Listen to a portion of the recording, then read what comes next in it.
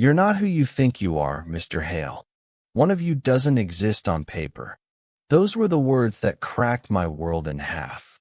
The woman on the other end of the line, Dr. Abrams, from something called Gen X Diagnostics, sounded like she was choosing each syllable as if it were made of glass. I remember gripping my phone so tightly my knuckles turned white. I'm sorry, what do you mean, one of us? Ethan Hale and Aaron Hale, she said. Twins, born February 12, 1983, St. Mary's Hospital, Portland. But according to your DNA, that's not possible. I'd spent 35 years believing Aaron and I were identical twins. He was always the favorite, father's golden heir, mother's pride, the man who could charm boardrooms and dinner parties in the same breath. When our parents died, Aaron inherited everything. The family's $90 million empire, the mansion on Crestwood Drive, even our mother's pearls she once said she'd divide between our wives. He told me not to worry. You'll be fine, Ethan, he'd said, tucking a $50,000 check into my jacket like it was charity. You never cared about the business anyway. He was right. I'd chosen shipping routes over stock reports, docs over boardrooms. I didn't crave their approval anymore, or so I thought. But that call from Dr. Abrams changed everything. Mr. Hale, your DNA sample from 1989, collected as part of a pediatric genome study, matches no existing human file in our National Archive. There's no birth record that aligns with your genetic profile. My heart stuttered. That's impossible. She hesitated. That's what the data says. One of you, either you or your brother, was never officially born. I drove 4 hours straight to the Gen X facility in Seattle, headlights cutting through a storm that felt biblical. My brain kept trying to rewrite her words into something logical. A clerical error. Swapped samples. A false positive. Anything but what it sounded like. Dr. Abrams met me in a sterile room lined with glass and screens. She slid 2 folders across the table, mine and Aaron's. Your brother's genome is clean, consistent with records from St. Mary's, she said quietly. But yours, she tapped the folder. It contains a genetic signature we've only seen in synthetic replication trials. To be blunt, Mr. Hale, you shouldn't exist naturally. I laughed because it was that or lose my mind. You're saying I'm what? A clone. She didn't answer, just pushed a photograph toward me. My parents in 1989, standing beside a man in a white coat. The caption on the back read, Dr. Henry Lowell, Institute for Advanced Genetics. I'd never heard of him. But there, on the desk behind them, were 2 infant cribs. Only one had a nameplate. Aaron. Dr. Abrams lowered her voice. Mr. Hale, this photo was recovered from Dr. Lowell's archive last week. It seems your parents participated in an experimental duplication study. You weren't born, you were created. The room tilted. The air felt thin. My entire life, the rivalry, the rejection, the inheritance, wasn't about favoritism. It was about secrecy. I wasn't the overlooked twin. I was the insurance policy, the spare copy. When I finally left that building, rain slashing against the windshield, I realized something colder than shock had settled in my chest. If one of us was never meant to exist, then what happens when the world finds out which one? Aaron and I didn't always see eye to eye, but we were brothers. Or at least, that's what I believed for 35 years. We shared a birthday, a house, a history written in the same last name. But as I pulled into the parking lot of Gen X Diagnostics, the rain tapping against my windshield like a nervous habit, my mother's words from years ago returned with a clarity that made my stomach twist. It was at my college graduation. She'd had too much champagne, her lipstick smudged, and her pearls slightly crooked. She'd grabbed my hand and whispered, "You have no idea what we gave up for this family, Ethan. No idea what we had to accept." Back then, I thought she meant the early years, when Dad's real estate projects were just dirt lots and unpaid loans. But now, staring at the glass building that promised answers I didn't want, I realized maybe she wasn't talking about money. Maybe she was talking about February 1983, about two infants who supposedly shared a crib but never truly shared a face. The closer I looked at our baby photos over the years, the stranger they seemed.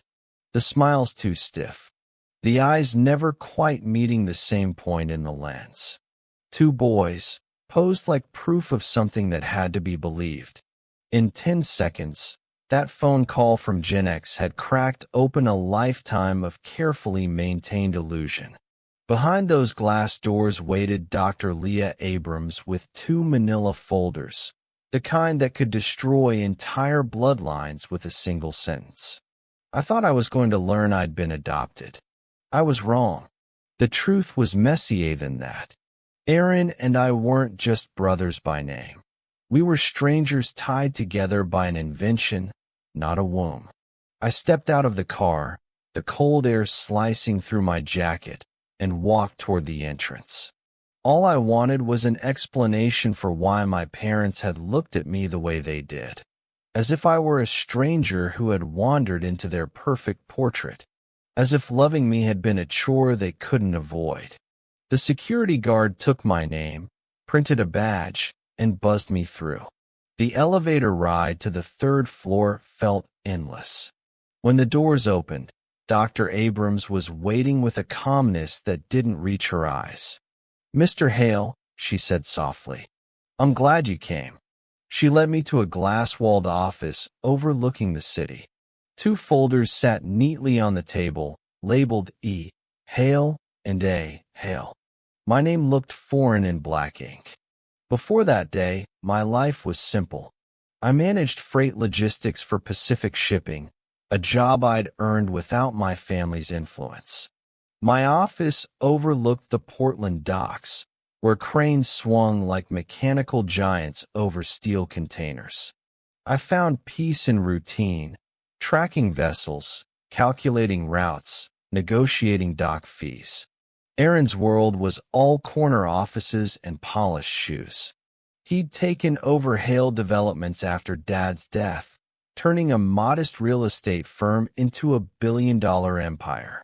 He'd been the golden son from the moment he could talk. "That's my boy," Dad used to say, bragging to his golf buddies about Aaron's latest deal.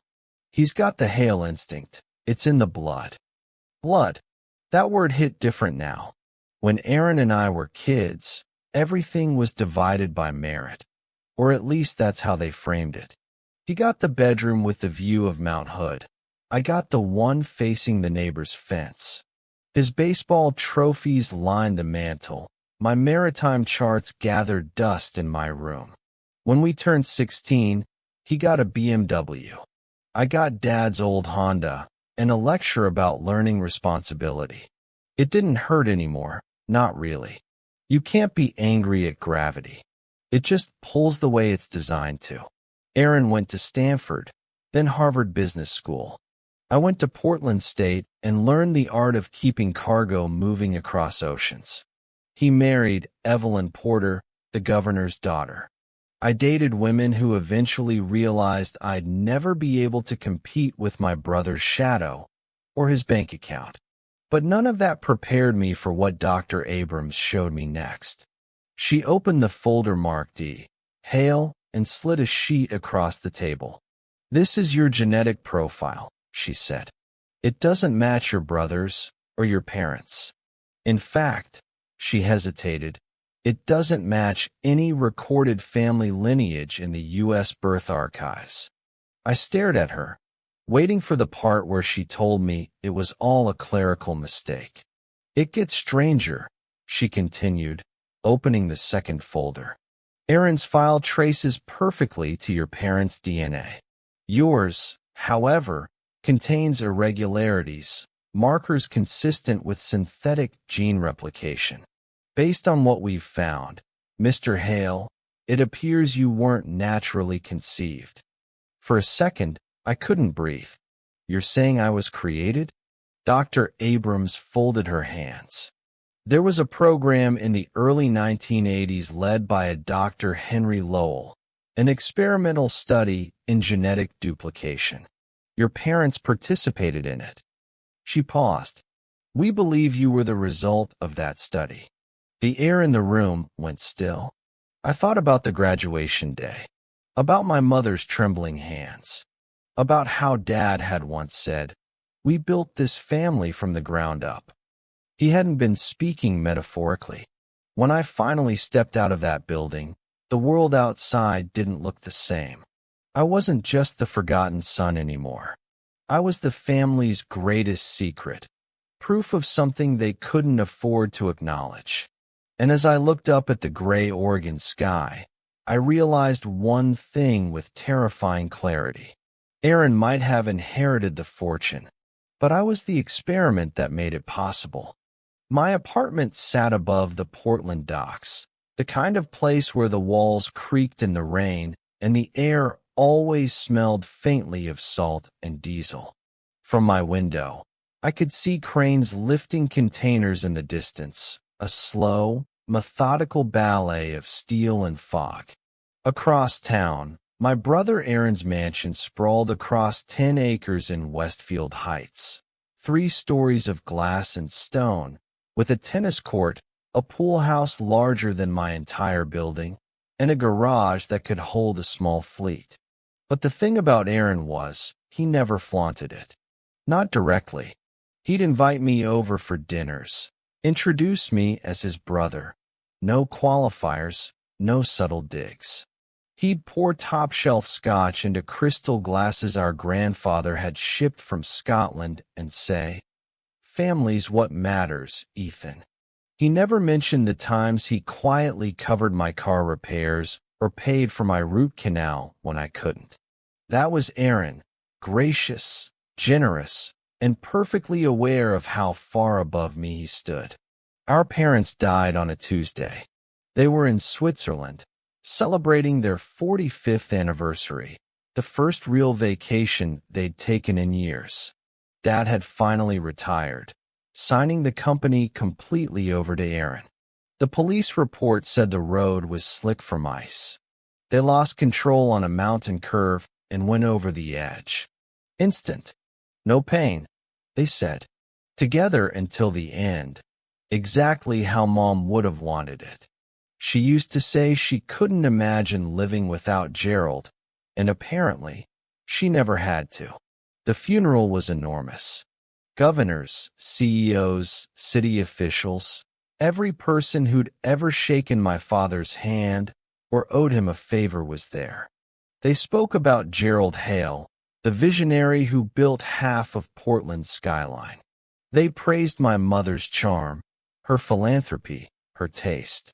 No one mentioned her nightly martinis or how Dad hadn't been home 3 nights in a row since I was 10. Aaron gave the eulogy. He spoke about legacy and duty and honoring the family name. His voice was steady, sincere. I sat in the second row behind his wife, Evelyn, and her immaculate family, listening to the applause that followed. A week earlier, I'd called Mom to wish her happy birthday. She'd said she couldn't talk. They were heading out to dinner with Aaron and Evelyn. "We'll catch up later, sweetheart," she'd said. We never did. The will was read in the downtown office of Maxwell Drummond, our father's attorney for over 30 years. The place looked like a museum of old wealth, mahogany, brass, leather chairs that smelled of polish and history. Maxwell's voice was calm, almost mechanical as he read. "The entirety of the Hale estate is hereby bequeathed to Aaron Chase Hale." That was it. The company, the properties, the investments, the cars, the art, the jewelry, every last piece. Aaron shifted slightly in his seat. Evelyn stared at her nails. I sat frozen, staring at the edge of the lawyer's desk as Maxwell cleared his throat. "There's the small insurance policy for you, Ethan," he said. $50,000. From 90 million. It wasn't even enough to be insulting, it was just absurd. Aaron stood, placed a hand on my shoulder, and said softly, "Don't worry, Ethan. I'll take care of you." Then he smiled the way he always did when he wanted to end a conversation. "Mom and Dad always loved me more, but you're still my brother." He wasn't cruel, just honest. That night, I sat by my window, watching the harbor lights shimmer on the water.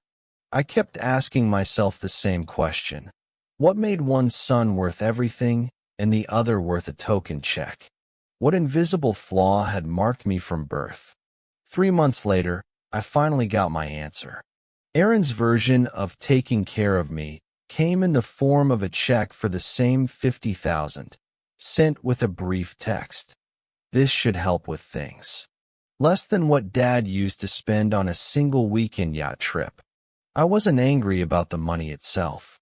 I was angry at the confirmation it carried. That after 35 years, I was still the footnote in someone else's story. I went back to work at Pacific Shipping. The docks were steady, reliable, the opposite of everything I'd grown up around. I tracked cargo from Shanghai to Seattle, reviewed manifests, negotiated dock fees. The hum of engines and the rhythmic clang of metal were the closest thing I had to peace. My supervisor, Glenn, stopped by my desk one morning. "You sure you're okay, Ethan?" he asked. "Losing both parents like that, it takes time." I nodded. I didn't tell him the truth, that the hardest part wasn't losing them. It was realizing they'd never really been mine to lose. It was a Thursday when the call came. I was buried in shipping reports when my phone buzzed with an unfamiliar Vermont number. "Mr. Ethan Hale?" The voice was female, precise, clinical. "This is Dr. Leah Abrams from GenX Diagnostics. We have your DNA sample from 1989. I frowned. "You must be mistaken. I've never given a DNA sample." There was a pause. "Actually, you have. Our records indicate your parents brought you in for genetic screening when you were 6 years old. We're conducting an audit of historical files, and when we cross-referenced your data with a recent sample from your brother, something unusual appeared." Something in her tone made my stomach knot. "Unusual how?" I asked. She hesitated before answering. "The results show an inconsistency that shouldn't be medically possible. Mr. Hale, we need you to come in immediately." Outside my window, a cargo ship was leaving the harbor, its foghorn echoing over the water. I watched it fade into the gray horizon, my heart pounding in time with the distant hum of its engine. For 35 years, I thought I was the forgotten son, the lesser Hale. But as I stared at that phone in my hand, I felt the first crack of something deeper, a truth that had been buried beneath decades of lies, waiting to surface. And for the first time in my life, I wasn't sure if I wanted the answers. "I think you have the wrong person," I said, setting my coffee down a little too hard. "I've never given any DNA sample." Dr. Leah Abrams's voice was calm but firm. "Your parents submitted it when you were 7, as part of an early childhood genetic study on inherited diseases. We've been digitizing old samples, and yours just matched someone currently in our system." "Matched?" I asked. "What do you mean, matched?" There was a pause, the kind that makes you feel the weight of silence. "Could you come to our facility, Mr. Hale? This situation is unusual." "Unusual how?" "I'd prefer to discuss it in person," she said. "It concerns your brother, Aaron, as well. He recently submitted a sample for ancestry analysis." A chill rippled through me. "Is this about a health issue? Something genetic?" "Not exactly." Her voice softened, though not reassuringly. "Mr. Hale, how soon can you be here?" By noon, I'd told my supervisor Glenn I had a family emergency, climbed into my car, and started the 4-hour drive north to Seattle. The Genex Diagnostics building rose from the gray skyline like a monument to science. Glass, steel, and a sterile kind of perfection that somehow felt colder than any hospital I'd ever been in. Dr. Abrams met me in the lobby. She was small, sharp-featured, her eyes alert behind rectangular glasses. The kind of person who looked like she hadn't slept properly in weeks. She led me down a long corridor that smelled faintly of antiseptic and anxiety. 2 manila folders waited on the conference table when we arrived. The labels read, E. Hale, 1989, and A. Hale, 2024. "Mr. Hale," she began, taking a seat across from me. "In 1989, your parents enrolled both you and your brother in a genetic study. The samples were preserved in cold storage. Last month, your brother submitted a modern DNA sample for ancestry testing. That's what brought your name up." "Makes sense," I said cautiously. "Aaron and his wife are trying to have kids. Maybe he wanted to check for genetic risks." "That's what we assumed," she said. "But when we ran his new sample against our database, something triggered an alert. His genetic profile matched a 1989 file, but the results raised immediate red flags." She spread out several charts covered in color-coded lines and numbers that meant nothing to me. "Mr. Hale," she said carefully, "according to these results, you and Aaron share 0 genetic overlap." The words hung in the air like a low hum. "That's impossible," I said. "We're twins. Same day, same hospital. We have the records." Dr. Abrams shook her head. "We verified everything. Even fraternal twins share roughly 50% of their DNA. You and Aaron share nothing. You're not related at all." I felt the room tilt slightly. "So what? You're saying we're both adopted?" "It's more complicated than that." She opened another folder and slid a form toward me. "Your blood type is O negative. Both of your parents were AB positive. That combination is genetically impossible. You cannot be their biological child." My throat went dry. "But Aaron's blood type is consistent with being Gerald and Margaret Hale's biological son," she said. "But his genetic ancestry doesn't align. Your parents' DNA shows European heritage, Irish, German, Italian. Aaron's is predominantly Persian and Lebanese." My voice cracked. "So neither of us belongs to them."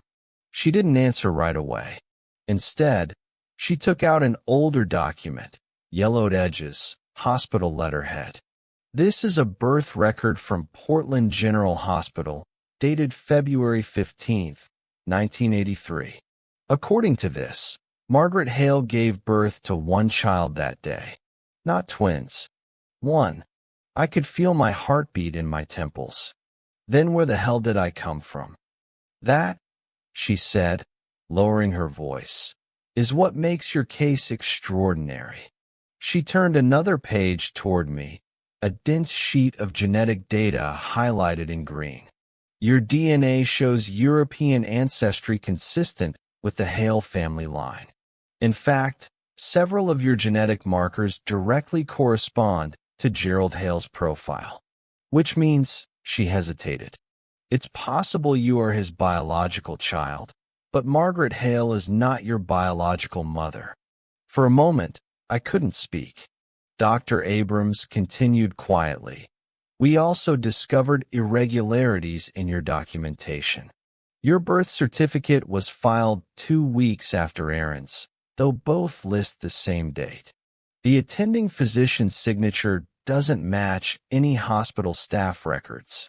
And the witness names belong to 2 deceased nurses, both of whom left the hospital before that year." My stomach dropped. Someone forged my birth certificate. Someone created your identity, she corrected softly. The question is, why? I leaned back, my pulse hammering in my ears. Every family photo flashed through my mind. Birthdays, holidays, our parents' strained smiles. My mother's careful hands on Aaron's shoulders while her arm hovered awkwardly behind me. Every time Dad introduced us at a function as my son Aaron and the boys. Every Christmas card signed the Hale family. It was all a performance. Dr. Abrams folded her hands. You said your parents passed recently? 3 months ago, I said. Aaron already knew he was getting everything before they died. Her expression didn't change, but something flickered in her eyes. Pity, maybe, or worry. Mr. Hale, she said finally, whatever happened back then wasn't an accident. Your records suggest deliberate alteration, possibly by someone with access to classified genetic data. I think your parents were involved in something far more complex than a family secret. I stared at the 2 folders on the table, 2 lives side by side, but only one of them real. For 35 years, I thought I was the overlooked twin, the spare son, the one who didn't measure up. But sitting in that cold, silent room, I realized the truth was far worse. I wasn't the forgotten child. I was the hidden one. Aaron let out a laugh that didn't reach his eyes. I've known for 3 years, he said finally. Found out when Evelyn and I were trying to have kids.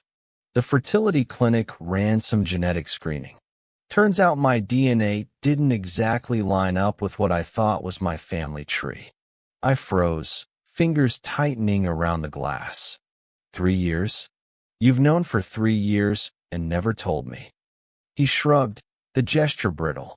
What was I supposed to say, Ethan? Hey, brother.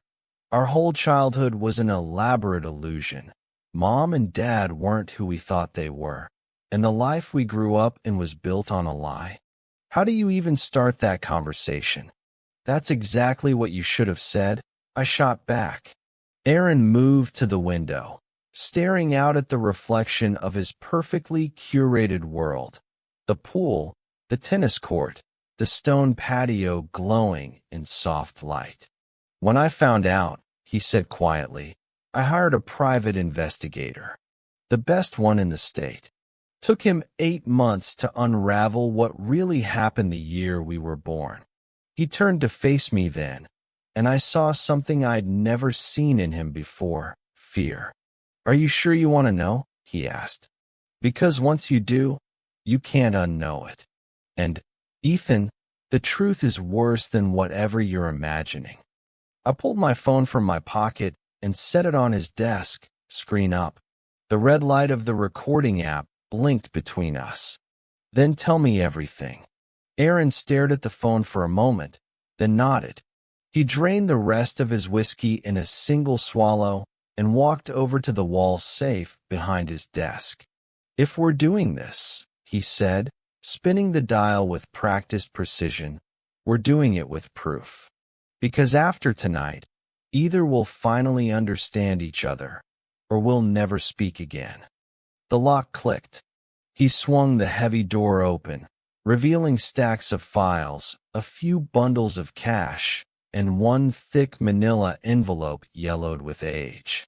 He hesitated before pulling it out. Mom gave this to her attorney with instructions to hand it over after both she and Dad were gone. He said quietly.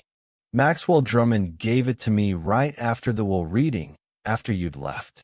Mom insisted I read it alone. He placed the envelope on the desk. Across the front, in Margaret Hale's elegant handwriting, were the words, for Aaron, the truth about February 1983. But before we open that, Aaron said, reaching back into the safe, you should see what my investigator found. He produced another folder, thinner but newer, and slid it toward me. Your biological mother's name was Diane Novak. She worked for Dad, his secretary, from 1980 to 1983. 23 years old, just out of college. Brilliant, organized, and apparently the only person who could keep Dad's projects from collapsing under their own ambition. He handed me a photograph. The woman staring back at me had the same sharp cheekbones I saw in my mirror every morning. Same green eyes. Same half-smile. Erin's voice was low. Dad had an affair with her. Classic story, right? Wealthy businessman, young assistant. But Diane got pregnant.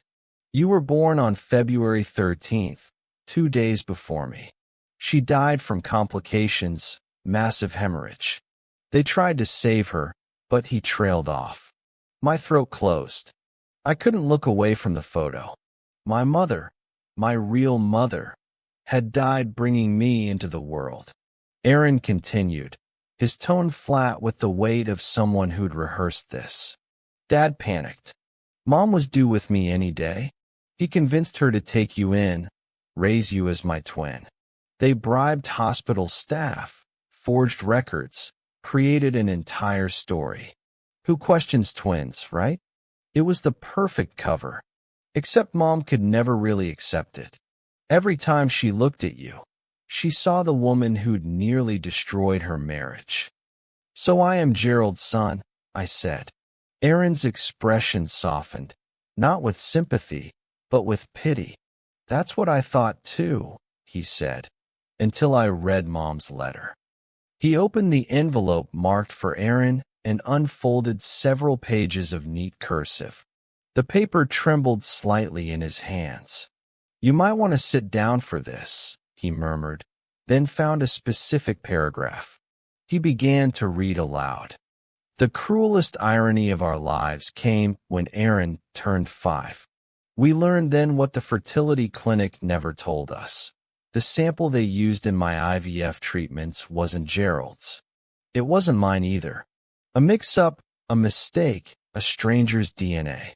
Our perfect boy, our golden heir, was not biologically related to us at all. But by then, it didn't matter. We had already chosen him. He was the son we claimed, the one we selected. Ethan was the consequence of Gerald's weakness, a living reminder of betrayal. We gave Erin everything because he represented our choice. We tolerated Ethan because he represented our sin. The room tilted. My vision blurred around the edges. I grabbed the edge of Erin's desk to steady myself. You're saying? I struggled to find words. You're not Dad's biological son. Erin's laugh was sharp, bitter. That's exactly what I'm saying. The clinic confirmed it when I started digging 3 years ago. Some overworked med student mixed up the samples. The Hale's perfect heir, the one who inherited everything, doesn't share a single drop of Hale blood. He looked at me then, really looked, and something in his expression shifted. Funny, isn't it? He said. We spent our entire lives thinking we were twins. Turns out neither of us belongs. The silence that followed was heavy, the kind that swallows sound. The scotch burned in my throat as I finally took a sip, because suddenly I needed something stronger than air. Erin let out a hollow laugh that didn't sound like laughter at all. Turns out my biological father was a Lebanese grad student who donated sperm for extra cash. No name, no photo, just a code number buried in Genx Diagnostics archives. He stared down at the letter trembling in his hand. But that means you, Ethan, you're the only real Hale. Gerald's only biological son. The true heir to everything they built. I felt the weight of his words settle like concrete in my chest. The only Hale, I repeated quietly. Erin set the letter aside, his voice low. They gave everything to me, the company, the house, the legacy, and left you $50,000. That's it. He went back to the safe, pulled out another envelope, and laid it gently on the desk between us. This belonged to Diane Novak, he said. Your biological mother. She wasn't just some secretary, Ethan. Her father owned a shipping empire, Novak International Freight. When she died, she left everything to her son. He opened the folder and slid the papers across the desk. Trusts, property deeds, share certificates, all under my name. Dad hid this from you, Aaron said quietly. Had lawyers bury it under shell corporations. The assets are still there, untouched for 40 years. Your mother made sure you'd never need a thing, even if she couldn't raise you herself. I stared at the documents, unable to breathe. Why now, Aaron? Why tell me this after all these years? He turned toward the window, looking out at his manicured lawn and the skyline beyond. Because I can't live with it anymore. I've been sitting on this truth for months, knowing I inherited what rightfully belongs to you. I thought I could justify it, tell myself it was too late to change anything. But the guilt doesn't go away. You could have kept quiet, I said. I'd have never known. I know, he whispered. And that's the worst part. I know that I'm nobody's son.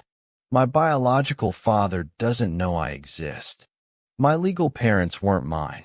And you're the only one who carries the Hale blood.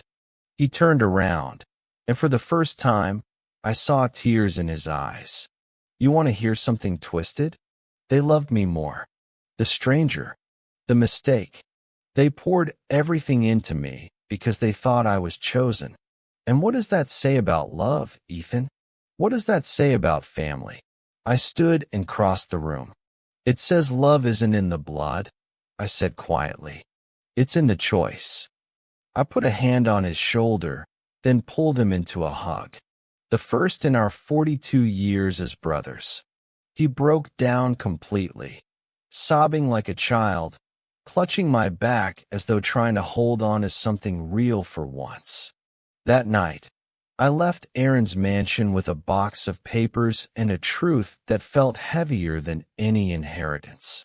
He kept the Hale estate, the fortune, the empire built on a genetic lie. I kept the letter, the photos, and the knowledge that I was the only true Hale. But sitting in my car outside his gate, staring up at the grand house that had once felt unreachable, I realized something. Being the real son hadn't mattered to them. So why should it matter to me? 2 weeks later, my phone rang at work. It was Aaron. I've been meeting with lawyers, he said. I'm setting up a trust, half of everything. The assets, the company, the houses. It'll take time with taxes, but it's yours. You're the only real Hale. I don't want it, I said. He was silent. Then what do you want, Ethan? I thought for a long time before answering. I want us to be brothers. Not because of DNA or the money. Because we choose it. There was a long pause. Then I heard something I'd never heard from Aaron before. Real, unguarded tears. I've spent my whole life terrified of losing everything, he said, voice breaking. And I never realized I already lost the only thing that mattered. You. We both did, I said. Or maybe we never had it to begin with. After that, we started meeting every Sunday at a small diner halfway between his estate and my apartment. Rosie's Diner. Peeling paint, cracked vinyl booths, and coffee that tasted like burned earth. But it became our place. We didn't talk about inheritance or bloodlines. We talked about football, about Evelyn's new garden project, about my teaching job at Portland Community College. I'd left Pacific Shipping a month after learning the truth. Aaron asked me once, "Why'd you quit?" I smiled faintly. Didn't feel right tracking freight containers, knowing my biological mother's family built their fortune in shipping. Felt like I was working for ghosts. He nodded slowly, eyes soft. I've been thinking of selling the business, he said. Starting something smaller. Something real. For the first time in a long time, I believed him. Dad's company doesn't feel like mine anymore, Aaron said one Sunday morning, stirring his coffee. It's yours, Ethan, more than anyone's. You're the one who built it into what it is. With a name that wasn't really mine, I replied, and money that should have been yours. That became our rhythm.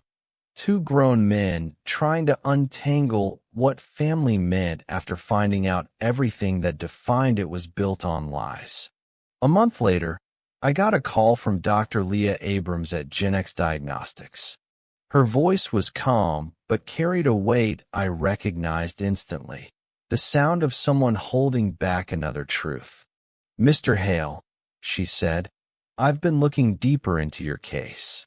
There's more to your mother's story. Diane Novak had a sister. Her name's Ruth. She's been trying to find you for 40 years.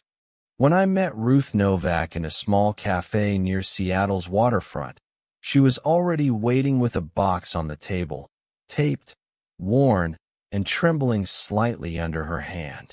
Her eyes, my mother's eyes, met mine, and for the first time in my life, I saw a reflection of myself in another face. "She wanted you," Ruth said softly, sliding the box closer. Inside were photographs.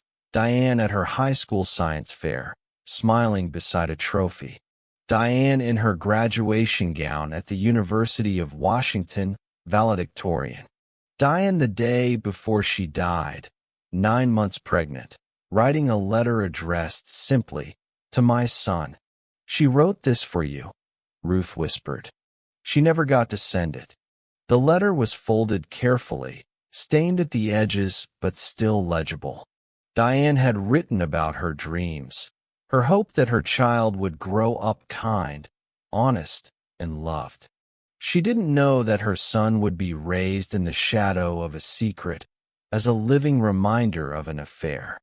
But she also didn't know that from that deception, two men would someday learn what it truly meant to be brothers. I read that letter every night for a week.